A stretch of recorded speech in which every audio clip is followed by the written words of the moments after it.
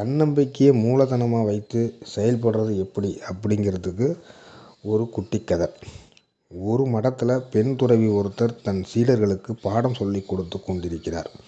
சீடர்களுக்கு துன்பம் வந்தால் தன்னம்பிக்கையோட மனம் தளராமல் இருக்கணும் அப்படின்னா என்ன செய்ய வேண்டும் என்பதற்கு ஒரு எறும்பு கதையை தன் சீடர்களுக்கு சொல்கிறார்.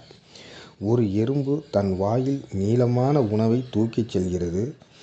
போகிற வழியில் ஒரு விரிசல் தென்படுகிறது.